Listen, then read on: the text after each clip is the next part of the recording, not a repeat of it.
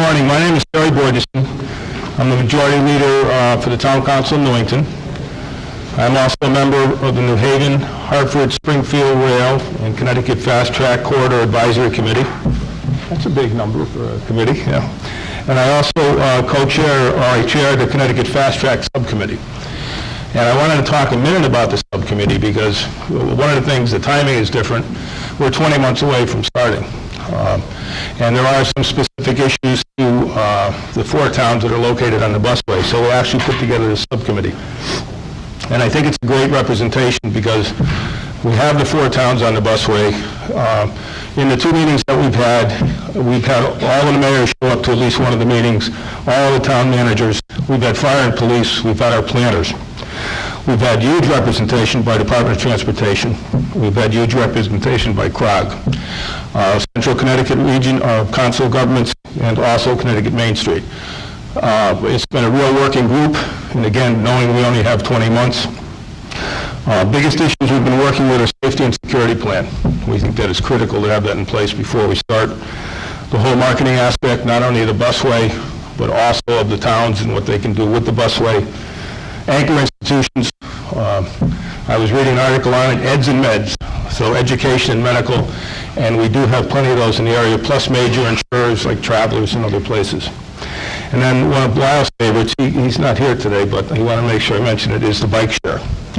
And I have a graphic that we didn't put up here, but it shows that if Americans will walk 5 minutes. So it's a half-mile radius to the bus station. But if you give them a bike, they'll go 2 miles. So we actually have a graphic illustration of what a half-mile does for TOD and what 2 miles does. So I think it's very interesting there. In Newington, we have 2 stations that will be there. One of the stations is one of the only 3 that has rail and BRT. Like the other towns, we are planning for development of station areas and dealing with common issues such as brownfield remediation to set the stage for the future. I'm proud to announce that Newington did get a $2 million grant from the governor for brownfield remediation. We are taking down a building that we own, National Welding, at the Cedar Street Station. It's 5 feet away from Fast Track, so I think it's pretty important. And we already have developers. Our economic development and planning team has been working with developers, and we're hoping that we're going to have something in place or very close to being in place when Fast Track starts. And as you know, Cedar Street, or possibly don't know, is right across from Central Connecticut. Having said that, it's my pleasure to introduce our next group of speakers. I'm going to introduce David Fink first, and he will speak, and then I'll introduce the other 2 speakers. We asked you to hold questions till the end. David, you wanted me to tell you this, he's a great guy.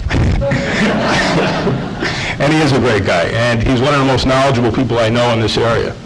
And so he's been very important to myself and other members of our town as we move forward. He is the policy director for the Partnership for Strong Communities. In this role, he is the staff director of the Home Connecticut campaign, which is charting solutions to the shortage of affordable housing to workers, young professionals, families, and others across the state. David also coordinates outreach and education activities. David has testified before the U.S. Senate Banking Committee and the Connecticut General Assembly on how housing creation relates to transportation policy and community development. He has also spoken at conferences and written extensively on developing community support and strategic communications. David Fink.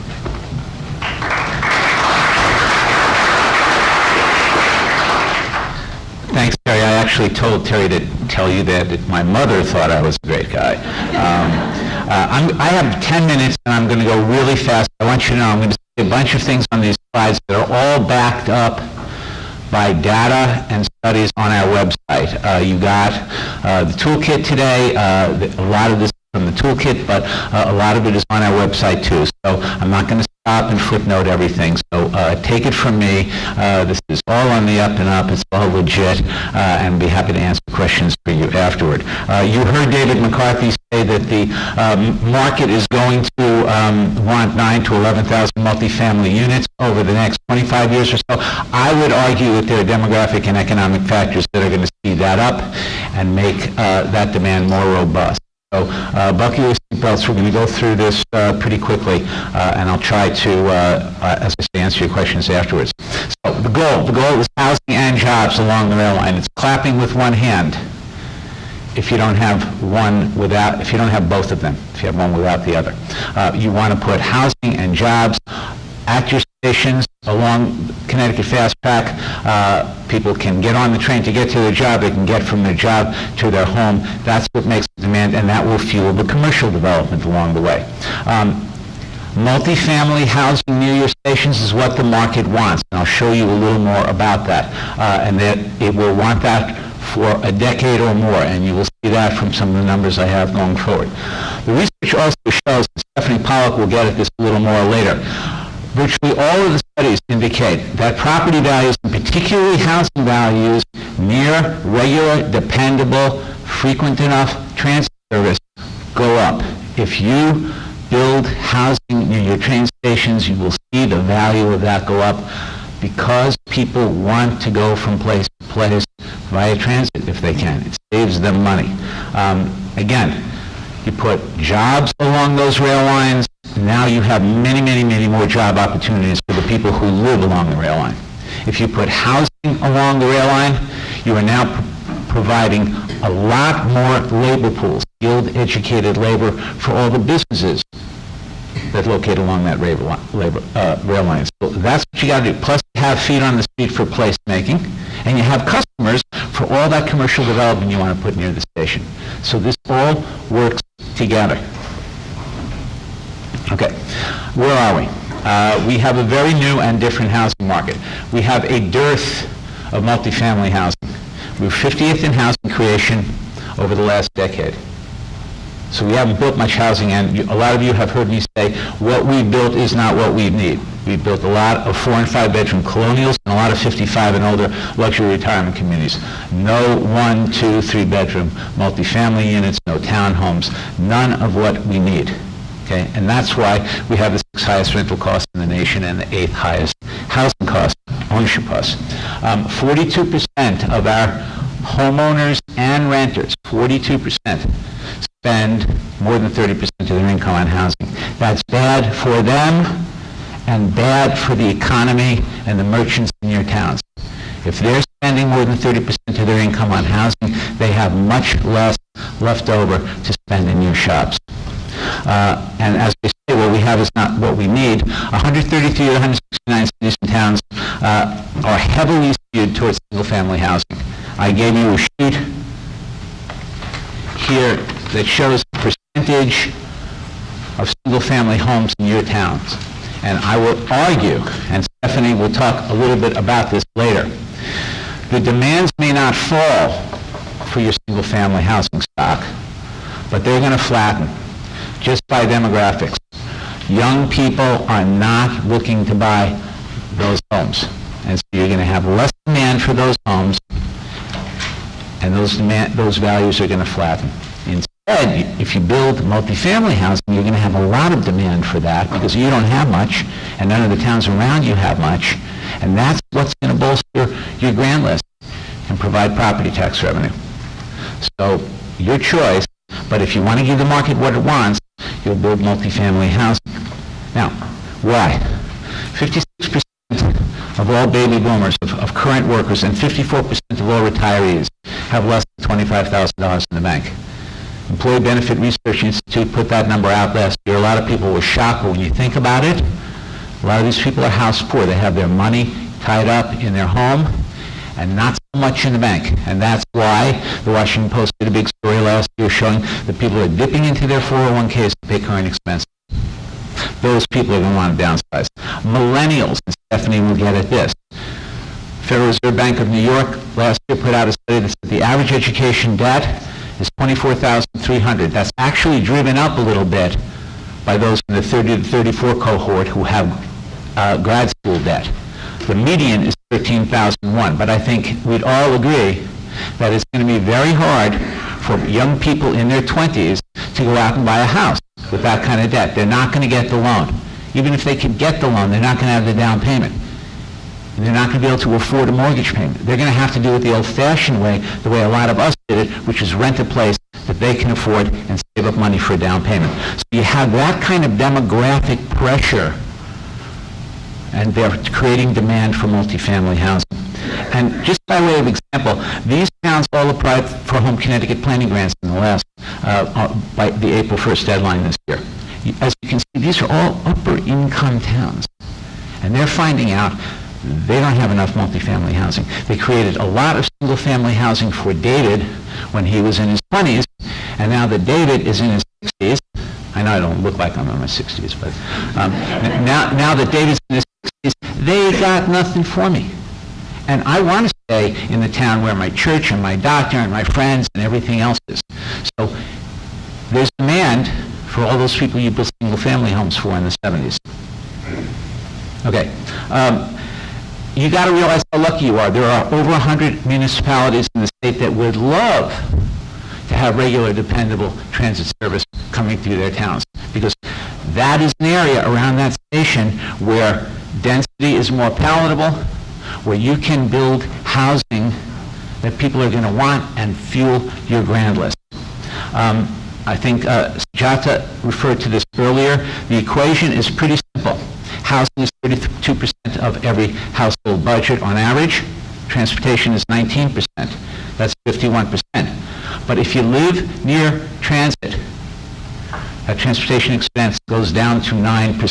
That's 10 percentage points of buying power that can be spent on local merchants. That's 10 percentage points of buying power that can be spent on more housing. That's huge. And you can offer that if you build it near the station. As we say, it's also more palatable to your residents. If you build it near the station, you're not messing up a neighborhood, you're not messing up transit patterns in your town. People will complain. People will always complain. But fewer people will complain. It's the right place to put it. One more point, and we have a copy of this on our website too. Steve Lonza, the executive editor of Connecticut Economy, which is the UConn Economics Department quarterly journal, did a piece in the spring edition that shows that towns that have a wider array of housing options tend to keep their housing values higher. It makes sense. If you have people renting small, renting a little larger, owning small, owning a little larger, over a wide age spectrum, you have churn. You have people buying up, you have people downsizing down. There continues to be churn of buyers and sellers. If you broaden your array of housing options, he found, and he has the economic model in there to show you, you will keep your housing values higher. How do you do this? You got to get by the misconceptions that everybody in your town needs. I'm going to breeze through these, okay? Rutgers and UMass have shown us school costs are not an issue. We don't want to create housing because we're going to bring more school children. It's baloney.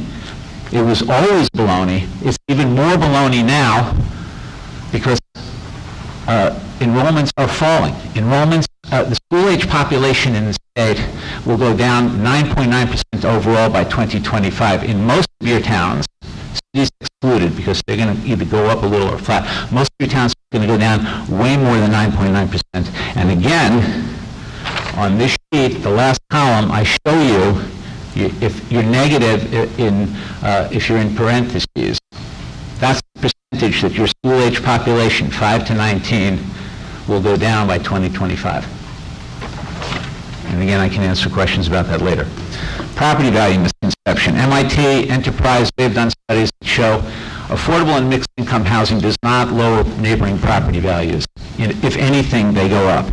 The who's my neighbor misconception. Everybody thinks that when your mayor or your zoning board want to bring in mixed income and affordable housing, that they're bringing in the Crips and the Bloods. That these people are all they want to do is come in and mug you and rape your children. It's not true.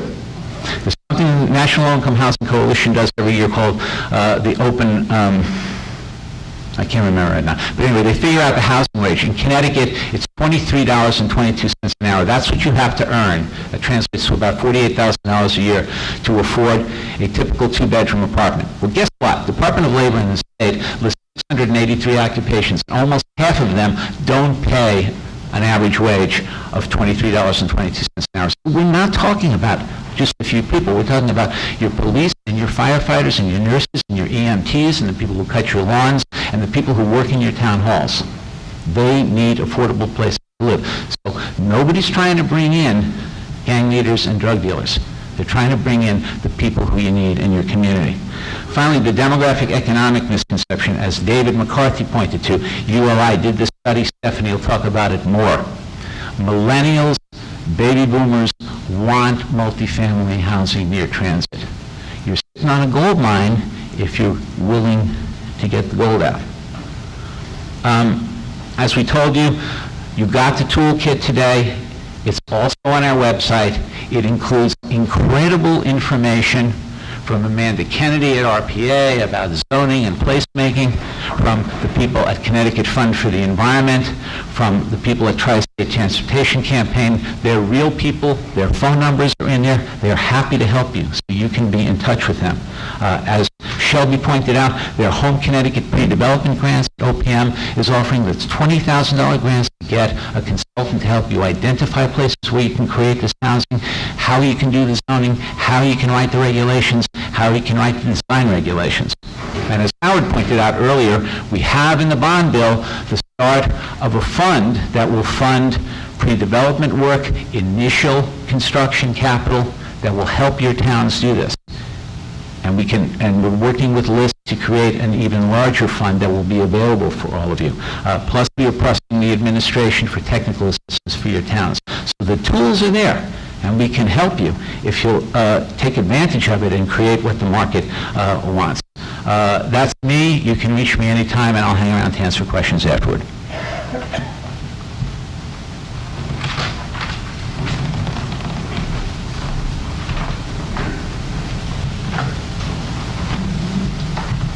Thank you, David. I'm now going to introduce our next two speakers, and do they want to come up to the front and have a seat?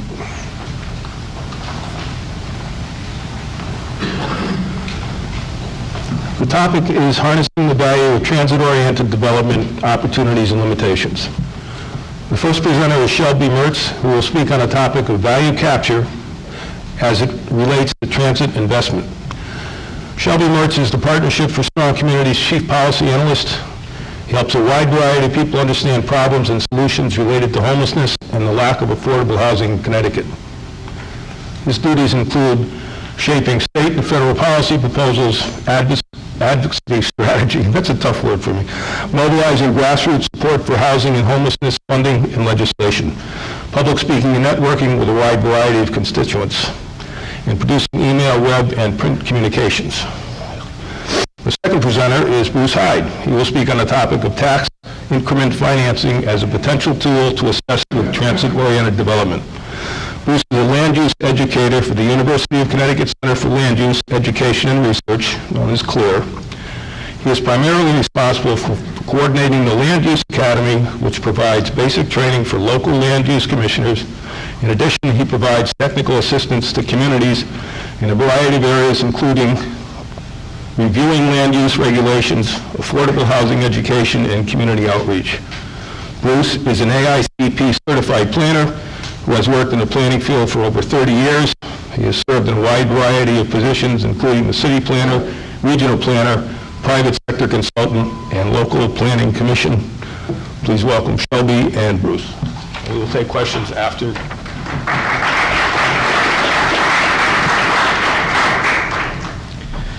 Hi, everyone. The partnership just produced a report on value capture that's in your packet. If you want to just listen and read later, that's fine, but I encourage you to read it. And I really believe that this is one of the more important issues in front of us. This is not the only issue, but if we don't get this, I don't think we're going to get it. What I want, and I know I don't always get what I want, but I'm hoping out of this focus on value capture and today's event that everybody sees dollar signs and hurries. We need to go fast, and I worry that we may be a little step behind where we should be. With regard to housing creation, we're a couple decades behind. We've got an undersupply of housing. We're 50th in the country in our per capita rate of housing production. That's leading to the 6th highest rents in the country. That's a pent-up market because we just haven't been building, and it's hurting us. So it's hurting us demographically. We've talked about our young people not staying in the state how we'd like. We've talked about businesses not locating here how we'd like, people choosing to go elsewhere. I think if we can hit the housing alongside the transit, we've got a double winner. Because in this research we've done, we've seen around the country, transit next to good, quality, dense, mixed-use development, you see value. Property values go up. Economic activity goes up. This is across the country. Many places have seen this. So, but we have to use this opportunity. So it's not like the state builds a transit line and money falls in your lap. I wish it was that easy. But we have a lot of planning and infrastructure build out and building the transit and zoning and encouraging the kind of development we're going to need to actually see that value. But if we can hurry and do that work, the value will be there. So this is generally what I'm going to talk about briefly. So one of the key aspects of this whole conversation is that it can allow us to get some things done right now that we don't have the money for right now. As we know, the state government is broke and towns are, many of them broke, or at least the budgets are pretty tight. It's hard to come up with the millions of dollars that you need for infrastructure and planning and everything else. But if we recognize the value, we can borrow right now, and we know there's going to be payback. If we do these things, and if we hit the market right, you're going to have the value there, and we'll be able to pay back the bonds. And so we have to create the value, though, and that's going to come through zoning, so that developers can build what they need to build so that they can hit the market. And this is something that we need to do right now. We've got the busway coming out next year. We've got the rail line in 2016. The development cycle is long, though. I mean, even simple projects take a year or two to get built. Complicated ones can take 5 years, assembling, financing and all. And before that, you need to lay the groundwork with good zoning to make that happen and unleash that. So we're a couple years away from transit service that would love to have this development next to it, but in many cases we haven't zoned yet, and we need to do that for density and for mixed income housing. And as of right zoning, so that the developer doesn't get their process changed over and over with special permits, but they need to know clearly what's expected of them so they can just go in and build. These are some of the key aspects of making the value. Because if we have an outdated regulatory structure or zoning structure that developers find it hard to work with, we're not going to have the value that we want. And so a lot of what's talked about is best practice in transit-oriented development. It's part of what makes them successful places, but it's also what makes them valuable places so that we can have the revenue later on. Part of this planning, too, I think, is about information and data management so that everybody knows what everybody's doing. Everybody knows where to go about a regulation or to get a particular kind of funding, or who's doing what on that block. What's the plan for this block? Clear, transparent, integrated, that'll make everything move much faster. And regulatory streamlining, because we believe that one of the reasons our market is pent up is that it's hard to build. Between local and state regulations that sometimes conflict with each other, it's hard to build, and it takes a long time, and time is money, so developers don't build. So I'm not saying forego all those regulations, but if we can integrate them and make a faster process, that unleashes value. And that's basically free, right? Just tweaking regulations and zoning. You know, there's planning involved, but it doesn't take big dollars always to unleash some dollars. So once you've made value and you've made thriving places, there's ability to draw revenue from them. And when I helped write this report, I purposely tried to use layperson language as much as possible and try to not use more jargon than necessary, because I've heard this brought up at conferences and in papers about value capture. It sounds really technical, sounds like difficult, and oh, let's let the brainiacs do that.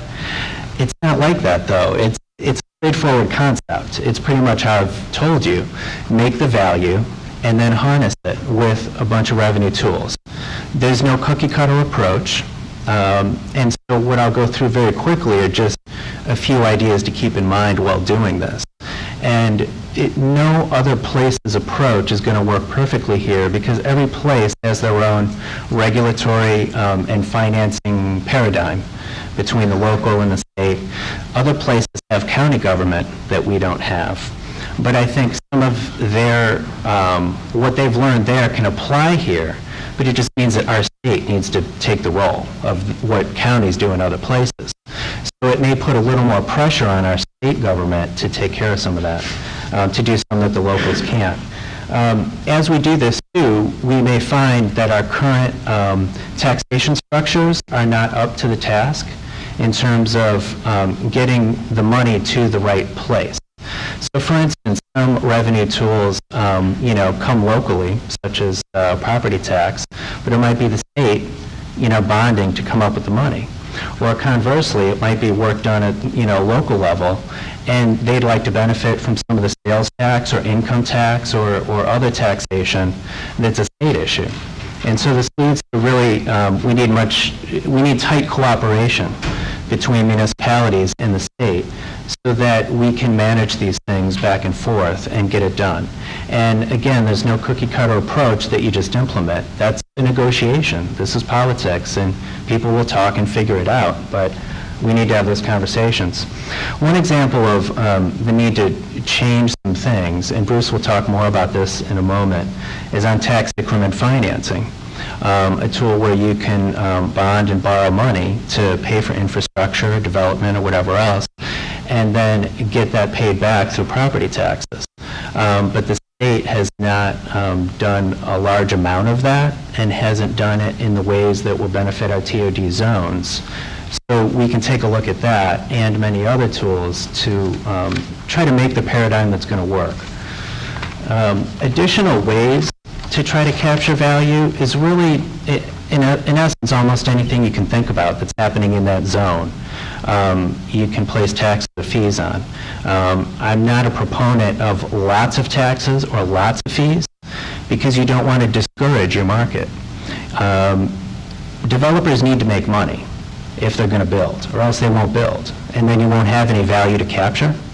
So you have to make it a business-friendly environment for this to get done. Also for retailers and other businesses, doing business in that zone, they have to be able to operate without onerous taxation. But considering the high value increase we might see in property taxes and economic activity, there's going to be profit and revenue there that we can draw from, or take a portion of that to fund what's happening. Sorry for the extreme distraction. I'm just going to take care of it later. I want to talk. So there's property taxes, there's sales taxes, there's income taxes. There's various fees that are imposed on people within a zone that are on just those owners because they will benefit most because they're right near the zone or right near the infrastructure. There's another approach people have used in some other countries where a government leases land. So, for instance, the state or a municipality that owns land near a station, instead of selling it off, it could continue to own that and rent it out to a developer, or to, if they even want to build and have tenants, and that's ongoing rental income that our governments could have. There's air rights, which is basically the area above public property. So the station, we can just build right above it. You're building above the tracks. You can even, lay a deck over some tracks and have more area to build upon. And that's the valuable spot because it's closest to the station. So the state and local could consider that land. Also, joint development is pretty similar, where the government and the developer work collaboratively to build something, and then they both benefit from that development. Housing impact fees basically recognize that development of whatever sort consumes land in this zone, and there's only so much land, and that prices up housing, and it's supply and demand. And so as housing gets expensive, that can force some people out if we're not careful. So housing impact fees are a way to just get developers to kick in some money to a fund so that we can help cover some affordable housing within. Perhaps the even stronger approach is zoning for mixed income housing around transit. And one trade-off or thing to be very careful of with all this is that if you're trying to create value so that you can gain revenue from it, there could be a temptation to let property values go as high as they're going to go and rent as high as they're going to go with the thinking that you'll get more taxation from that. You might, but the downside is that you could be pricing out your low and middle income people that are our main transit riders. They're the most dependent on transit, and for us to have a viable transit system, they have to be able to get on there, or else our transit system is going to empty out and it won't be viable. These are also the people that are going to work in your zones and all the retail and everything else. And again, if they can't live there, it's harder for them to work there. And so you're losing some of the most important people in our economy if you're not mindful of mixing the incomes of housing within. And that's not going to be a detractor to the local economy because you have plenty of economic activity going on. So you can mix in affordability and it'll work just fine. It'll protect you from some of these downsides. I'm going to leave it at that because we have a lot more to talk about. Let's give it to Bruce. Thank you.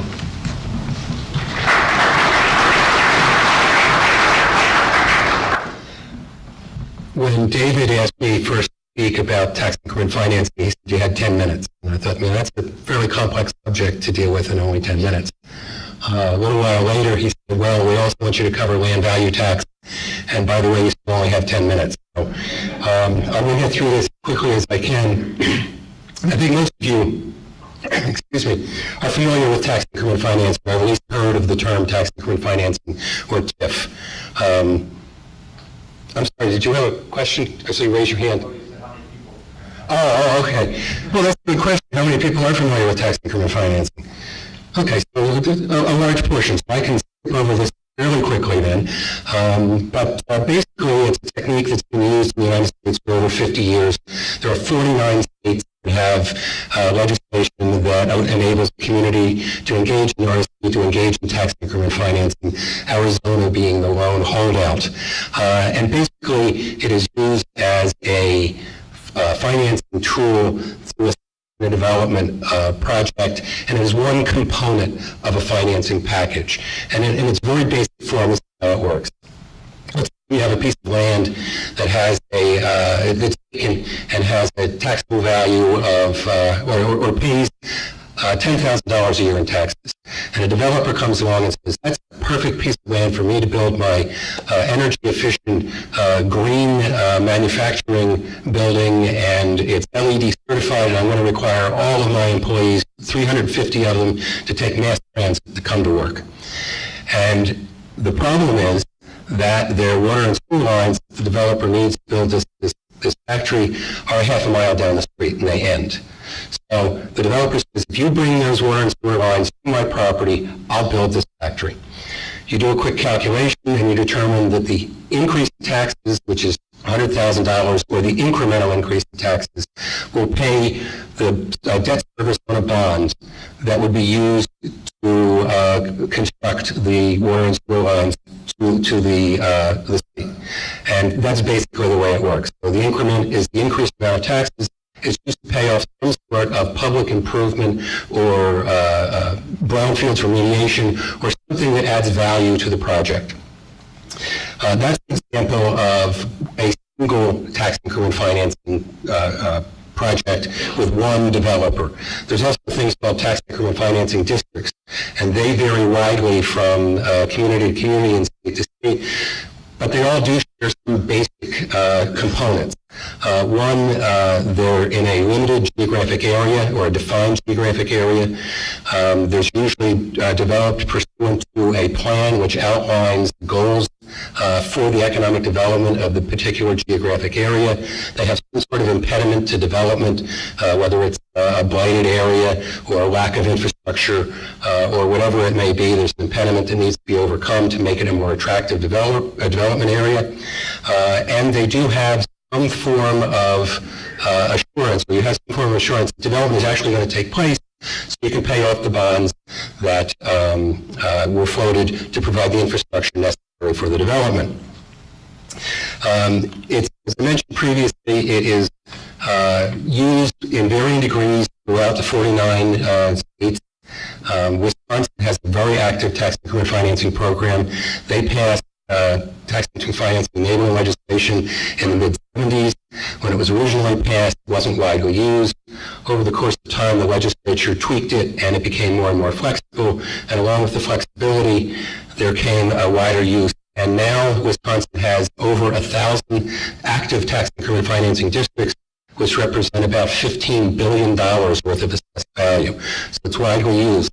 And it comes in many forms. For example, Maine has a tax increment financing program dedicated to trying to promote affordable housing. The Affordable Housing Tax Increment Financing Program, it's called, oddly enough. And what they do is to provide, the community enters into an agreement with the developer to provide affordable housing. The taxes are paid by the developer and then returned to the developer as long as the developer does what they say they will do in terms of affordable housing to keep rents low. And it can be used in any number of ways: for land purchase, for underwriting rent costs, for operational costs, soft cost part of the development.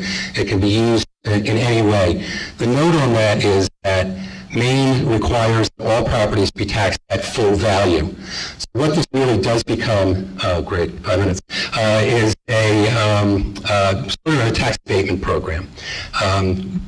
California, the bulk of the redevelopment agency activity in California came from tax increment financing. It was used to finance not only redevelopment agency operating costs, but also their project costs.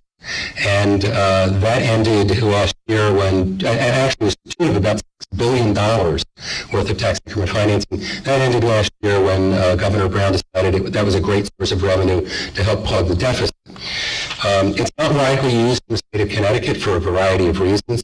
CDA, Connecticut Development Authority, was recently absorbed last summer into Connecticut Innovations.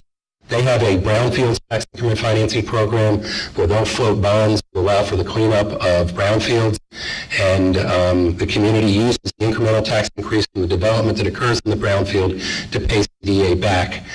One of the problems associated with it is it's treated as a high interest rate, tax increment financing bonds, because they're treated like revenue bonds. Therefore, they're riskier, and because they're riskier, there's a higher interest rate.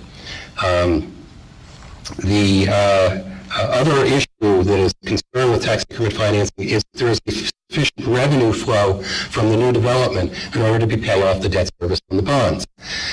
So in an effort to try to address that particular issue, in the 2012 legislative session, Senator Rooney introduced a bill that would expand for some tax increment financing districts the revenue sources to include not only increased property tax, which is the basic increase, the incremental increase that you get, but also to include increase in income tax and increase in sales tax to be able to pay off the bonds.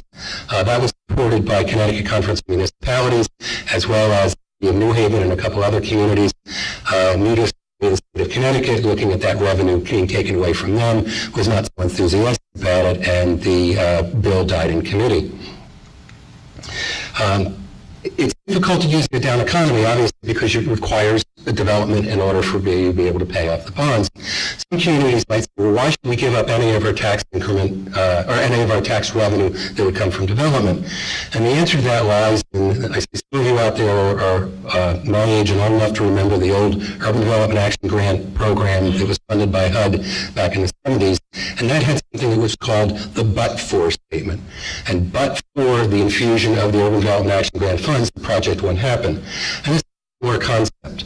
But for the infrastructure improvements being made, the project isn't going to happen. So what you're doing is giving up a little bit of tax on the front end for an immediate creation of jobs and economic development activity, and ultimately taxes that you'll get secure from that particular project in the end.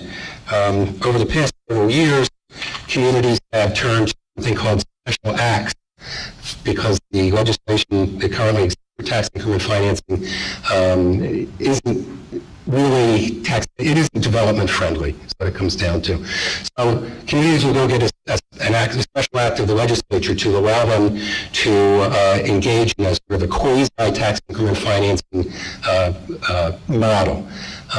Bridgeport has done it, Stamford has done it, and it's not only confined to the bigger cities, Windsor has done it. And the way it works is that the legislative body creates a tax increment financing district or a special taxing district. With that comes a board that oversees the activities, the economic development activities in the district. The board has the board has the ability to enter into a interlocal agreement with the community where they take, as the community gets a certain percentage of the increase in taxes, and the rest of the percentage of that, let's say 50%, remains in the tax district to pay for the improvements in the community. The advantage to the community is that it doesn't affect the community's bond rating, it doesn't affect, if there's a default, it doesn't affect the community's bonding capacity because it's all contained within that tax increment financing district. Windsor has done it for their Great Pond Village district, and if you have any additional questions about that particular project, I'd be happy to refer you to Peter Sousa, who is sitting right over in the back room, and is the town manager of Windsor, and I'm sure he can fill you in. There's a disconnect between what exists. If you have to go to the legislature every time you want to do a tax increment financing project to get a special act, there's something wrong with the existing legislation. One of the things I'm trying to do is figure out what we need to do to make it more user-friendly. So if anybody out there has any ideas, please don't hesitate to get in touch with me. I'm going to be sending a report to DECD shortly, bruce.hyde@uconn.edu. That brings to land value tax. And land value tax is a variation of the property tax, where it's sometimes called a split rate tax, and which can be confusing because split rate tax is also refers to a taxing system in which commercial properties are taxed at a separate rate from residential properties. But in this case, it's really land being taxed at a separate rate from improvements on the land. And the idea is that by taxing the land higher, you will discourage land speculation and people just holding on to land and encourage development to take place. It also works in a way where it does not penalize people for making investments in their property because the percentage of the mill rate that is applied to the improvements is much less than the mill rate that is applied to the land itself. I did a quick survey of databases in the state of Connecticut to figure out what we currently have in terms of a ratio between what is applied to land and what is applied to buildings as far as value. And it turns out in central business districts, the building value is about 5 times the land value. In residential districts, it's roughly equal. So you can see if you start to shift that value from the buildings to the land, that in case of vacant land, you will encourage development. In the case of somebody who may have a derelict building, you would encourage them to fix it up. There is no enabling legislation that allows for, at least presently, that allows for land value tax to be put in the state of Connecticut. A pilot program was funded in New London a couple of years ago for them to look into land value tax. The result of that study, which was done for 2 years, came out with a majority report and a minority report. Basically, the 2 reasons, I think, in talking with the people who were on both sides of the equation, was it was quite confusing and people didn't understand it. And they looked at too many implementation models. They looked at 5 different implementation models to transition from from traditional tax to land value tax, and it just got way too confusing. There were winners and losers based on the model that you used. The winners would turn into losers, and the losers would turn into winners, and it just became to the point that nobody was comfortable going through with the land value tax. It's supposed to be revenue neutral, so the meaning that the value of taxes generated by all property in the area, in the community, would be the same and would be able to, that the municipalities would get that money to fund municipal services, but not revenue neutral in terms of individual property owners. And I see David is over here, so I won't go into the 5 different tax rates systems that New London used, but if you want to talk to me afterwards, I'd be happy to do that. One thing of note is that the Moore Commission, Municipal Opportunities and Regional Efficiency, issued a report, I think it was back in April, saying that they were in favor of extending the land value tax pilot program to include three communities. That never made it into any legislation until Monday, where it was put in Substitute House Bill 629, I believe it is, with a whole mess of other provisions related to municipal taxation. It was passed by the House yesterday. I have no clue what's going on with it today, but clearly there's an interest in land value tax and looking at how it might work. So why is it so important? Tax increment financing and land value tax are both techniques that you could look into using to develop the area around. It's innovative techniques to assist and encourage development in the area around the stations. They both seem to work very well with transit-oriented development type districts, and that's all I have. Thank you.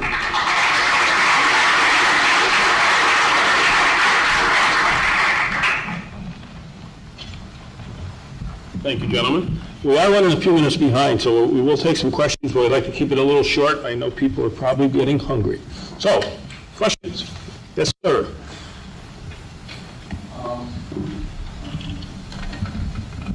Another metric that I think is interesting for this conversation, I was at a conference down in Charlotte, North Carolina, and the Business Improvement District for Asheville downtown was talking about how they had a project where someone wanted to put in I think it was like a 7 or 8 story building, mixed-use building in the downtown, and it was going to require a little bit of subsidy from the city, and people were balking at that. And they brought in a consultant and did a comparison of the Walmart outside of downtown that was subsidized by infrastructure that was developed by the city to create the Walmart. And it's a great metric, and it's the land. It's kind of like looking at crop yield. It's really looking at things on a per acre basis.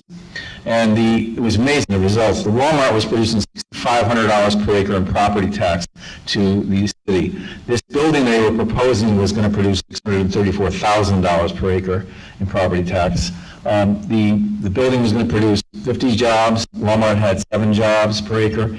Just the point is, whether it's land value tax or not, the density that gets developed around TOD is going to create so much more return on investment in property tax without any land value capture increment other than just doing it. Now, in terms of cash flow, you may want to get some of that money up front for TIFs so you can get things going. It's true. But I just think that's a great thing to be looking at as the goal. The city is going to, among the many ways, and it goes back to, I think it was Sujata who was talking about the report that talks about the value of smart growth, and I think that's in there as well. And I think it's great information for motivating people to think this is a good idea. Other questions or statements? Everybody's hungry. I think everybody's hungry. Okay, well, lunch is, yes, sir. Sir. Take a mic, please. My name is Phil Will. Nobody's talked about business improvement districts as a method of financing as opposed to TIFs. And I know Blueback Square in West Hartford used the business improvements district and rejected the TIF as a technique for financing the garages in particular. I wondered if maybe Bruce would comment on that. Business improvement districts are really nothing new in the state of Connecticut. I believe there's over 300 business improvement, 300 special taxing districts. And basically what a business improvement district is, it's a special taxing district. I'm from New London. We have one in New London. And basically the property owners in a business improvement district get together and agree to tax themselves to make improvements in the district. In New London, they have a budget of $100,000 a year. They use it for advertising, for projects that boost the business improvement district up.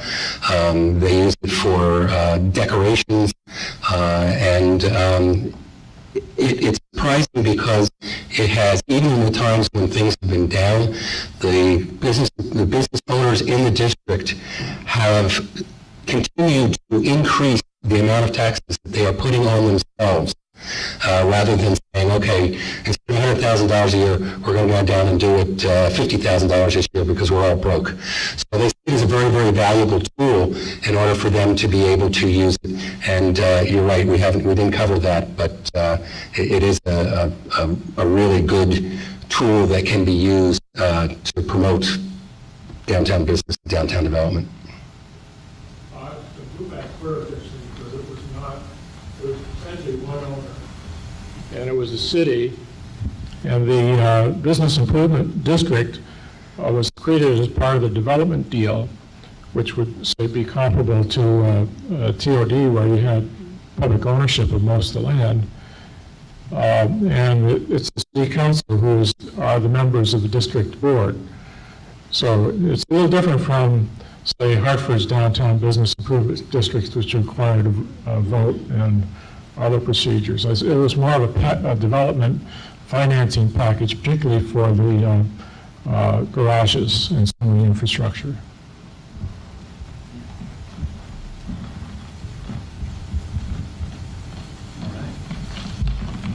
Well, what we're going to do is just go across the hall, get our lunch, and come back in. We have Ms. Pollack speaking, who's a tremendous speaker, and I want to again thank our three speakers for this section for what they've done today.